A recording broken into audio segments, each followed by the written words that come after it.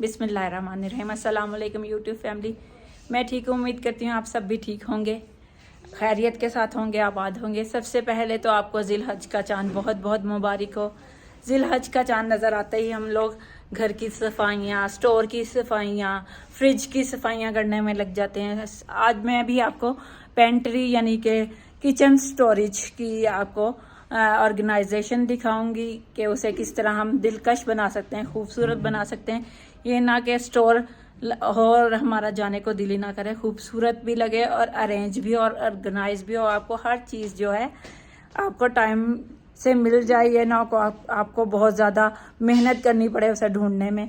तो आज आपको मैं बताऊंगी स्टोर्स की और पेंट्री की और जो किचन स्टोर होता है जो हम फूड के लिए यूज़ करते हैं उसकी स्टोरेज और ऑर्गेनाइजेशन दिखाऊंगी मैं। ये है जी पेंट्री, कुछ इस तरह की दिख रही है पहले कि इसमें बॉक्सेस भी सब कुछ अंदर ही मिक्स है, लेकिन हमें इस तरह नहीं चाहिए। हमें अरेंज चीज़ें चाहिए, यानी कि कटलरी और खाने पीने की चीज़ें एक साइड पर और कटलरी एक साइड पर, ताकि हमें उसकी असेस आसानी से हो और हमें कोई भी चीज़ ढूंढने में मुश्किल ना हो। चलें हम इसे ऑर्गेनाइज करते हैं। पहले तो ये सारी चीज़ें बाहर निकाल लेते हैं। मैंने ये सारे बॉक्सेस बाहर निकाल के रख दिए थे ताकि हमें आसानी हो और पेंट्री है वो नीट एंड क्लीन लगे, ना कि मैसी लगे। किसी का अंदर जाने को दिल ही ना करे, सब डरें कि अंदर जाएंगे तो पता नहीं हर चीज़ ऊपर आके ना गिरे। इसलिए मैंने सब चीज़ें रिमूव कर दी, यहाँ से हर चीज़ निकाल के बाहर कर दी ताकि सिर्फ पेंट्री में पेंट्री की ही चीज़ें रहें, बाकी कोई आलतू फालतू चीज़ अंदर ना हो। आपके घर में भी ऐसे ही होता होगा कि स्टोर में जाएं तो डर लगता है कि सारी चीज़ें ऊपर आके एकदम से गिरेंगी और हम कहीं ना कहीं कोई ना कोई चीज़ हमारी टूट फूट जाएगी। इसलिए मुझे भी ये मैंने सोचा कि पेंट्री अरेंज होनी चाहिए, ना कि इतनी मैसी के जाते हुए डर लगे। मैं खुद बहुत मुश्किल से अंदर घुसती हूँ, मोस्टली शहरी जाती है और शहरी ने यह हाल बना रखा था। मैंने सोचा कि इसको अरेंज करें ताकि हर एक की असेस आसानी से हो और कोई जाते हुए पेंट्री में डरे ना। पहले तो हमने ये सारी चीज़ें जो हमारी यूज़ की नहीं है हमने रिमूव कर दी इस पेंट्री से। ये जो कार्टन वगैरह हैं ये रखे हुए थे, जिस तरह बॉक्सेस मशीन वगैरह होती हैं उनके बॉक्सेस रखे हुए थे, क्योंकि उनकी वारंटी इन बॉक्सेस के अंदर ही होती है, इसको संभाल के रखना होता है। इसे मैंने दूसरे स्टोर में शिफ्ट कर दिया जिसमें बाकी चीज़ें रखी हुई हैं, बेड वगैरह जो एक्स्ट्रा यूज़ नहीं होते उसमें। और ये सारे जो कार्टन वगैरह हैं ये हमारे तब अगर हमें शिफ्टिंग करनी पड़ जाए घर की तो हमें ये यूज़ होते हैं। इसी तरह हम मशीनें लेके नहीं जा सकते एक जगह से दूसरी जगह पे, इसलिए ये बॉक्सेस भी बहुत ज़रूरी हैं। इसलिए मैंने इन्हें दूसरे रूम में शिफ्ट कर दिया था ताकि इतना मैस ना लगे इस पेंट्री में, क्योंकि इस पेंट्री का काम तो सिर्फ खाने पीने की चीज़ें और कटलरी वगैरह ताकि हमें आसानी से मिल जाए। यहाँ पर हर किचन के साथ पेंट्री ज़रूर देते हैं ताकि हमें अरेंज करने में आसानी हो खाने पीने की चीज़ें। हम स्टोर्स यहाँ पर मोस्टली नहीं होते, सिर्फ यही स्टोर्स होते हैं जो पेंट्री इन्होंने साथ दी होती है। हमारे वहाँ तो स्टोर्स अलग से बनाए जाते हैं जिनमें सारी चीज़ें हम दूसरी चीज़ें रखते हैं जो यूज़ नहीं करते, लेकिन यहाँ पर सिर्फ पेंट्री साथ स्टोर के तौर पे दी जाती है। हमारा जो एक रूम है 4th रूम, उसे मैंने एज अ स्टोर यूज़ कर रही हूँ क्योंकि हम 2 ही बंदे हैं घर में और मिरहा भी हमारे साथ ही होती है, तो इसलिए हमें ऐसा इतने रूम्स की ज़रूरत नहीं है। तो इसलिए मैंने एक रूम स्टोर के तौर पे यूज़ किया हुआ है। वहाँ पर मैं सारी पुरानी चीज़ें, ऐसे पुरानी नहीं, वो पुरानी मतलब ये कि जो मैं थोड़ी देर बाद यूज़ करती हूँ, वो चीज़ें रखी हुई हैं मैंने अंदर उस रूम में। उस रूम को भी मैं रोज़ाना क्लीन करवाती हूँ ताकि जाने में प्रॉब्लम ना हो, और उसमें शूज़ वगैरह भी उसी रूम में रख देती हूँ। क्लीनिंग तो हम वैसे करते रहते हैं, लेकिन ईद आए और हमारे घरों में सफाइयाँ ना हो अच्छी तरह, ये कैसे हो सकता है। हमारे घरों में तो ईद पे कोई आए ना आए क्लीनिंग ज़रूरी होती है हर एक के घर में, इसलिए तो पेंट्री भी अरेंज करना ज़रूरी थी। वैसे तो हमारे घर गेस्ट ईद पे आते हैं तो इसीलिए अच्छा लगना चाहिए, ना कि बुरा लगना चाहिए कि पेंट्री की ये हालत है। कोई अंदर पेंट्री में ऐसा चला जाए तो क्या देखे कि अच्छी अरेंज नहीं है। इसलिए मैंने सोचा सबसे पहले ईद की सफाई में पेंट्री ठीक की जाए, ऑर्गेनाइज की जाए, ताकि बाकी चीज़ें फिर इजीली हो जाएं। फिर किचन की ऑर्गेनाइजेशन और फ्रिज की ऑर्गेनाइजेशन करेंगे बाद में। पहले पेंट्री हो जाए तो आसानी हो जाती है। मैंने सारी चीज़ें, इवन सब चीज़ें बाहर निकलवा के पहले उन्हें अच्छी तरह क्लीन करवाया। फिर सारी चीज़ें उतरवा के जो हमने शेल्फ्स यहाँ पर बनी हुई थी उनको अच्छी तरह वाइप करवाया, क्योंकि इसे तो हम वाइप ही कर सकते हैं और कुछ नहीं कर सकते। अच्छी तरह वाइप करवाया, सर्फ और उसके साथ लिक्विड सोप अंदर डाल लिया था ताकि हमारा जो है शेल्फ्स अच्छी तरह क्लीन हो जाए। और उसमें थोड़ा सा मैंने डेटॉल, यानी जो भी आप यूज़ करते हैं घर में सफाई के लिए लिक्विड, ऐसा जो जर्म किलर हो, तो वो थोड़ा सा आप अंदर ऐड करके उससे मैंने अच्छी तरह वाइप करवा लिया था, ताकि फिर कोई खाने पीने की चीज़ें ज़ाहिर आपको एहतियात तो करनी चाहिए। ये अच्छी तरह शहरी से क्लीन कर रही है।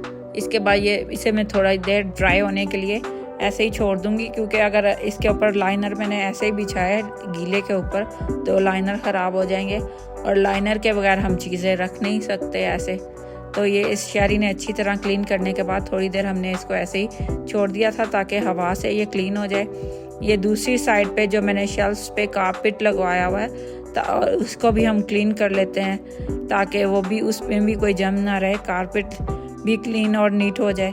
क्योंकि यहाँ मैंने इसलिए लगवाया ताकि वो लाइनर की ज़रूरत रहती है, तो इस पे लाइनर बार बार हम चेंज करें, इससे अच्छा मैंने कारपेट लगवा दिया था यहाँ पर।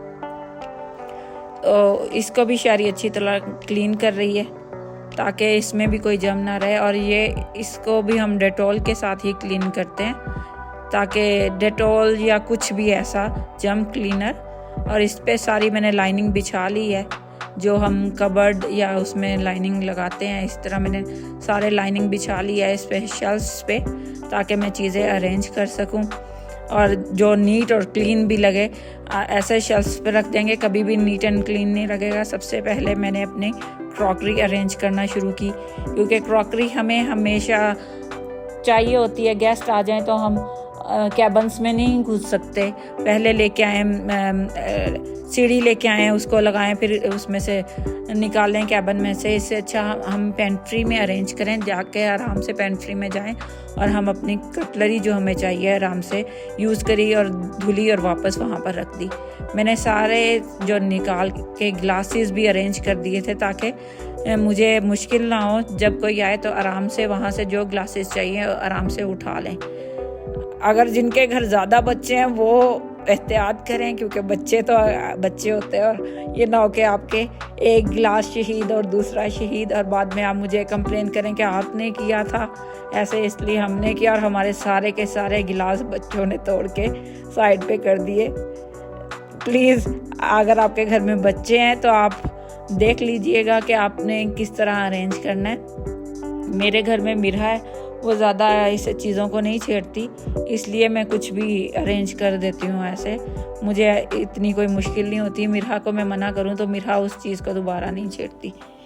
मैंने सारी कटलरी यहाँ पर अरेंज कर दी थी, ग्लासेस, बाकी सिरामिक कटलरी जो यानी कि यूज़ होती है रोज़मर्रा में नहीं, जो हम कोई गेस्ट आए तो हम यूज़ करते हैं, या वैसे मैंने डिशेस वगैरह बनानी हो तो मैं यूज़ करती हूँ। मैंने सारी इधर अरेंज कर दी थी। बाकी जो कटलरी है वो जो हम यूज़ करते हैं रोज़मर्रा वो हमारी कैबिन में रखी हुई है, ताकि बर वक्त हमें वहाँ से मिल जाए। और जो हमने गेस्ट के लिए यूज़ करनी होती है और रेसिपीज़ के लिए यूज़ करनी होती है वो मैं पेंट्री में रखती हूँ, ताकि मुश्किल ना हो और आराम से मैं वहाँ से निकाल लूँ और वापस उसको वॉश करने के बाद वहीं पर लगा दें। सारे ये जो कप वगैरह वो भी जो गेस्ट के लिए अलग से जो सॉसर्स के साथ कप होते हैं वो भी मैंने अरेंज कर दिए थे, क्योंकि हमारे घर में तो मग्स यूज़ होते हैं, मोस्टली घरों में मग्स ही यूज़ होते हैं। सॉसर वाले कप तो बहुत कम में गेस्ट के लिए यूज़ किए जाते हैं। तो हमारे घरों में यह होता है कि ईद आने वाली है या सर पे खड़ी है, हमारे घरों में सफाइयाँ, चाहे आए कोई ना आए, हम लोगों के घर में सफाइयाँ ज़रूर होनी है। और हम बाहर रहने वालों को पता भी ऐसे ही लगता है कि ईद है, नहीं तो ईद का कोई पता नहीं लगता, क्योंकि यहाँ पर ना कुर्बानी इस तरह हम कर सकते हैं। यहाँ स्लॉटर हाउस में कुर्बानी की जाती है, और यहाँ कुर्बानी, ये हम जहाँ रहते हैं यहाँ ज़्यादातर मुस्लिम ही रहते हैं, लेकिन यहाँ पर अलाउ नहीं है कि ऐसे कुर्बानी की जाए। अगर आपकी कोई प्राइवेट जगह है, आप वहाँ कर सकते हैं, जहाँ कोई बाहर का कोई गुजर नहीं रहा, कोई देख नहीं रहा, या तो स्लॉटर हाउस यहाँ पर बनाए होते हैं, तो आप वहाँ पर जाके कुर्बानी कर सकते हैं।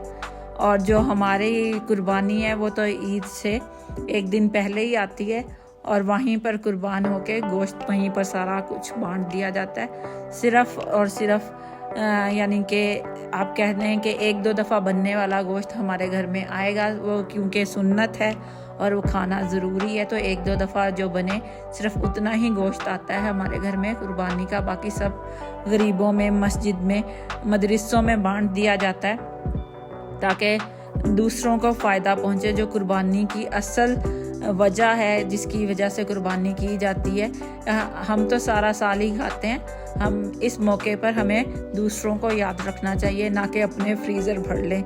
हमारे घरों में ये होता है कि सबसे पहले फ्रीज़र की सफाई होती है, क्योंकि जो बकरा है आपका, कुछ गाय है, वो सारी की सारी फ्रीज़र में जानी होती है। और उसे पता लग जाए ना मैंने फ्रीज़र में जाना है इसके बाद, ज़िबा होने के बाद, तो इंसान ये तो थी एक मजाक की बात।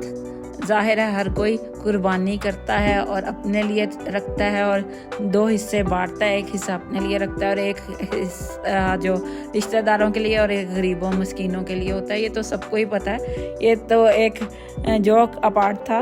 इसके अलावा हमारे पाकिस्तान की ईद का तो क्या ही कहना, वो ईद तो यहाँ पर नहीं हो सकती जैसे हम वहाँ पर गुजारते हैं ईद त्यौहार। लेकिन मैं कोशिश करती हूँ कि हमारे यहाँ पर ईद वैसे ही हो जैसे कि पाकिस्तान में होती है। मैं उसी तरह एहतमाम करती हूँ हर चीज़ का, हर खाने का उसी तरह एहतमाम करती हूँ। बस हमारे घर ये है कि मटन बहुत कम, यानी कि कुर्बानी का गोश्त कम बनता है, और उसके साथ दूसरी लवाज़मात ज़्यादा बन जाते हैं। मेरे हस्बैंड बहुत कम खाते हैं कुर्बानी का गोश्त। हाँ, ये है कि दोस्तों को बना के, उनके दोस्तों को बना के भेज देते हैं, दूसरों के घरों में बना के भेज देते हैं, ताकि जो स्वाब है वो भी मिल जाए, और जो अगर मेरे हस्बैंड ने नहीं खाना तो बने तो सही है, एटलीस्ट हमारे घर में कुर्बानी का पता तो लगे कि कुर्बानी है। हाँ, मेरे हस्बैंड को शामी कबाब पसंद है, तो वो शामी ज़रूर बनाते हैं ईद के गोश्त के, और वो खाते हैं, वो खा लेते हैं। मैं कुछ गोश्त मंगवा के शहरी को दे देती हूँ, और जो कुछ यानी कि हमारे दूसरे काम कुछ करते हैं उनको गोश्त बांट देती हूँ। घर में सिर्फ इतना सा ही आता है, बाकी वहाँ सारा बट जाता है। और सुबह से शाम तक यहाँ कुर्बानी करने में बहुत देर लगाते हैं। हमारी पाकिस्तान की तरह नहीं, यहाँ कसाई आया, यहाँ उसने ज़िबा किया, यहाँ गोश्त बनाया और वो वापस चला गया। यहाँ पर पूरा दिन लग जाता है कुर्बानी में। यहाँ पर मैं जो राइस वगैरह थे उसके बॉक्सेस पे इनका नाम लिख रही थी, ताकि ये मैं राइस वगैरह के डिब्बों में उनके नाम लिख रही थी ताकि आसानी से निकाल ले, शहरी को पता लग जाए कि इसमें ये है। अगर उसने निकालना है तो नहीं तो फिर इधर उधर डिब्बे वो होंगे, फिर वो ऐसी ही हालत हो जाएगी। अरेंज है तो अरेंज रहे, चीज़ उसी तरह रहे। पेंट्री हमारी अरेंज हो गई है।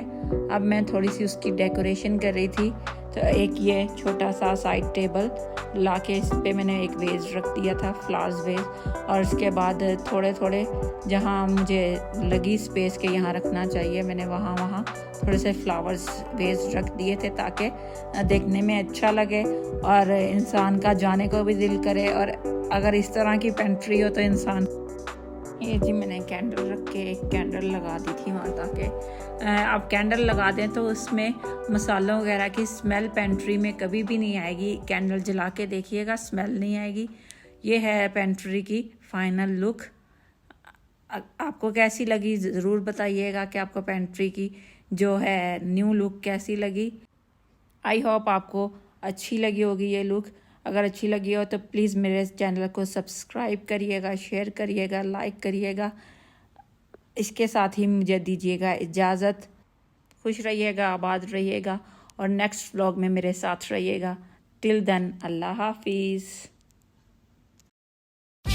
I got 0 friends.